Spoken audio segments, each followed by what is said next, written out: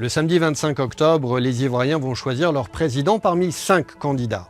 À ce scrutin, il y a 2 grands absents. Laurent Gbagbo, l'ancien président, qui est le candidat du PPACI, et Tidjane Thiam, le candidat du PDCI. Sans consigne de vote de la part de ces 2 leaders de l'opposition, comment leur électorat va-t-il se mobiliser ?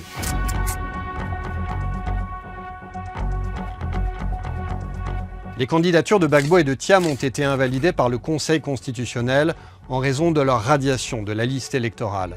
Le premier pour une condamnation judiciaire, le deuxième au sujet de sa nationalité. Leurs partisans estiment qu'ils ont été éliminés pour des raisons politiques. La dernière mobilisation du PDCI et du PPACI a été dispersée car elle n'était pas autorisée. Plusieurs centaines de personnes ont été interpellées.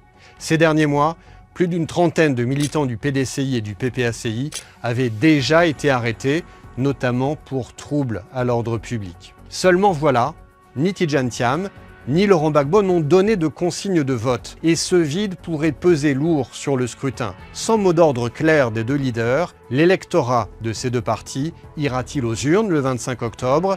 Se tournera-t-il vers l'un des 5 candidats retenus? Ceux-ci battent en tout cas campagne. Le sortant, Alassane Ouattara, met en avant l'intérêt de la continuité pour préserver la sécurité dans le pays.